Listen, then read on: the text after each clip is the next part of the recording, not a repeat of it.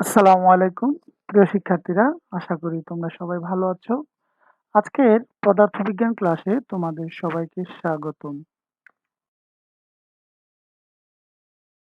আমি মোহাম্মদ ওহিদুজ্জামান, প্রভাষক, পদার্থবিজ্ঞান বিভাগ, সরকারি হরগঙ্গা কলেজ। শিক্ষার্থীরা, আমি পূর্ববর্তী ক্লাসে দৃঢ়বস্তুর গতি সম্পর্কে আমি কয়েকটি ক্লাস নিয়েছিলাম। তো ধারাবাহিকভাবে আজকেও দৃঢ়বস্তুর গতি অর্থাৎ ক্লাসিক্যাল মেকানিক্সের চতুর্থ অধ্যায় দৃঢ়বস্তুর গতির উপর আলোচনা করব। আজকে আমরা মূলত দেখব কোরিওলিস বলটা কি, দ্য কোরিওলিস ফোর্স আমরা প্রথমে দেখব। তো তোমাদের জন্য একটু সহজ করে আমি একটু লিখে দিয়েছি, তোমরা একবার দেখলে আশা করি পারবে। আমি কিছু যদি না পারো তারপরেও আমাকে নক করতে পারো, আমি আবার বোঝানোর চেষ্টা করব। তো আমরা ধরে নিই যে, মনে করি যে আদি প্রসঙ্গ কাঠামো হলো এস। এখানে দুইটা দেখো, একটা চিত্র আছে নিচে, প্রথম চিত্রটা দেখো। দুইটা কাঠামো, একটা দেখো এক্স ওয়াই জেড, এটা একটা কাঠামো, প্রসঙ্গ কাঠামো বা ইনিশিয়াল ফ্রেম বলতে পারো। আর এরপরে দেখো, যখন এই মানে কিছু সময় পরে আমরা এক্স অক্ষের সাপেক্ষে এই ফ্রেমটাকে ঘোরাবো বা কোনো বস্তুকে যে কোনো একটা অক্ষের সাপেক্ষে আমরা কি করব, মানে বস্তুর উপর বল প্রয়োগ করলে এক পরিমাণ ফোর্স যদি আমরা প্রয়োগ করি, তাহলে এটা কৌণিক বেগে যদি ঘুরতে থাকে ওমেগা কৌণিক বেগে, তাহলে কিছু সময় পরে, হ্যাঁ, অর্থাৎ গতি গতিশীল অবস্থায় যে ফ্রেমটা পাবো, অথবা এটাকে নন ইনিশিয়াল ফ্রেমও বলা হবে। ঠিক আছে, নন ইনিশিয়াল ফ্রেম। ঠিক আছে, তো ওই যে আরেকটি প্রসঙ্গ কাঠামো পাবো, সেই প্রসঙ্গ কাঠামোটা আমরা ধরে নেই এস প্রাইম। ঠিক আছে, তাহলে আদি প্রসঙ্গ কাঠামো এস, যার এক্স ওয়াই জেড তিনটি অক্ষ, এবং গতিশীল প্রসঙ্গ কাঠামো হলো এস প্রাইম, যার পরিবর্তিত অক্ষসমূহ হলো এক্স প্রাইম ওয়াই জেড, অথবা x dash y z dash, তোমরা যেভাবে বলো দিতে পারো।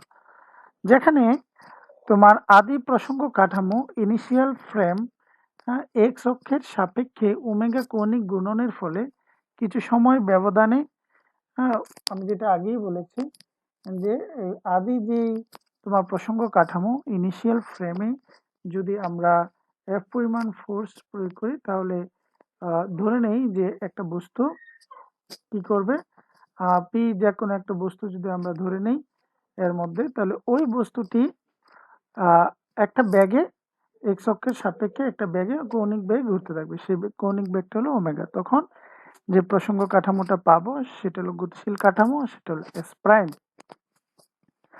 এখন ধরো যে কোনো একটা বিন্দু যদি পি নেও এখানে, হ্যাঁ, ধরো এক্স এবং জেড তলে যে কোনো একটা আমরা মানে বিন্দু বস্তু নিলাম, সেটা হলো পি। ঠিক আছে, যার অবস্থান ভেক্টর আর, অর্থাৎ অরিজিন থেকে ওই বিন্দু বস্তুর দূরত্ব হলো আর। তাহলে আর ভেক্টর প্রসঙ্গ কাঠামো এস ও এস প্রাইম দুটির অবস্থানে অবস্থিত। এর মানে এই যে বস্তুটা নিলাম, হ্যাঁ, জেড এবং এক্স এর তো মধ্যবর্তী তলে, এক্স তলে, তো সেই বিন্দু বস্তুটা একই সাথে এস ফ্রেম এবং এস প্রাইম ফ্রেম অবস্থানে থাকবে।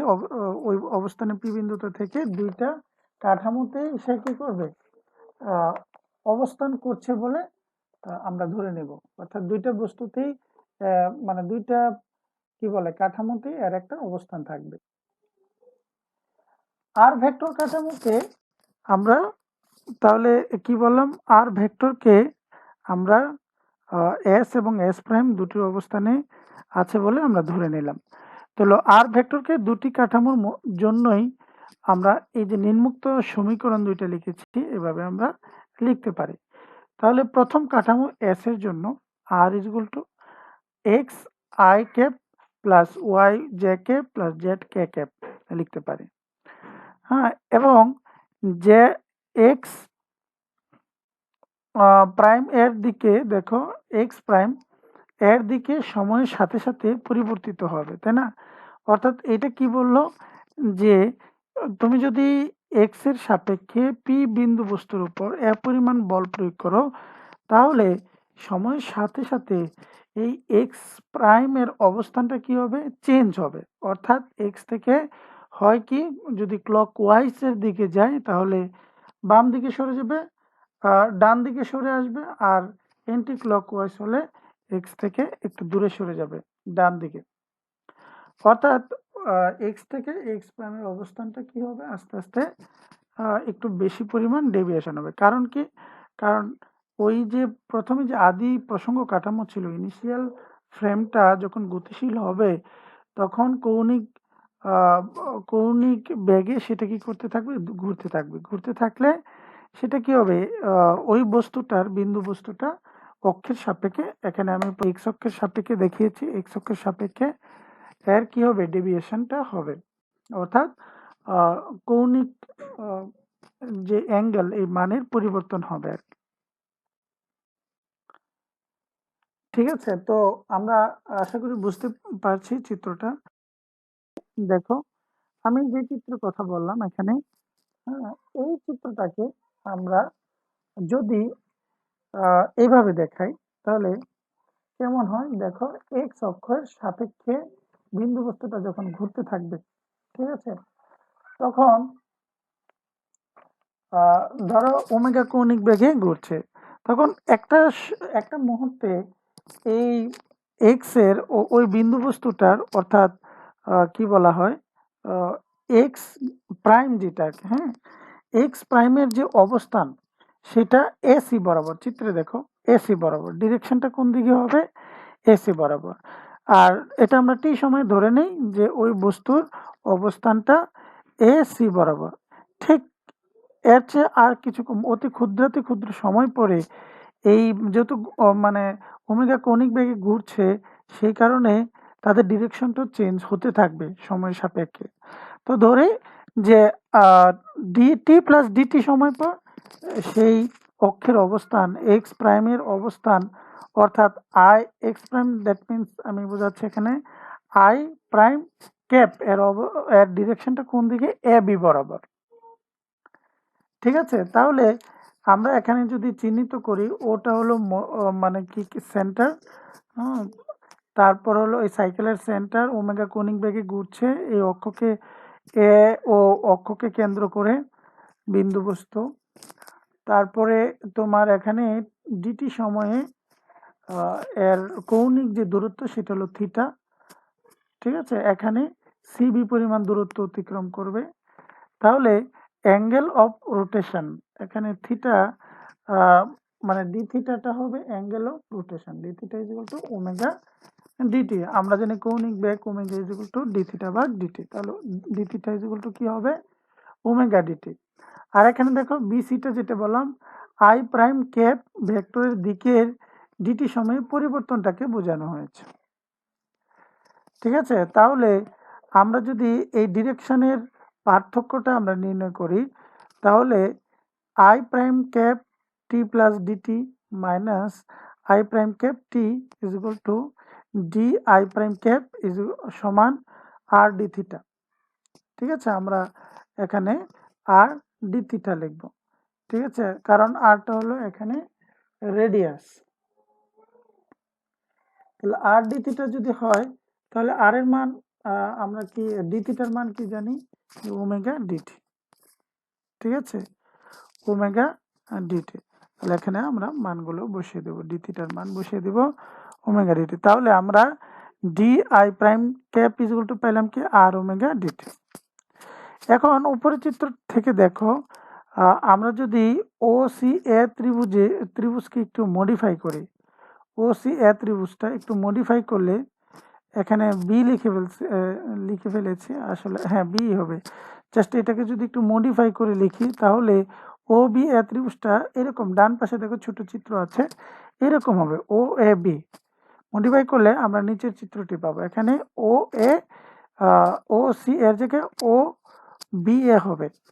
তাহলে তোমার কত আসবে, তাহলে এটা হবে ও বি, এটা এরকম হবে, জাস্ট ও এটা কি পারপেন্ডিকুলার। ঠিক আছে, ও বি এর উপর, এখানে ও বি এর উপর ও এটা পারপেন্ডিকুলার। তাহলে এখানে তুমি দেখো যে sine theta is equal to কি হবে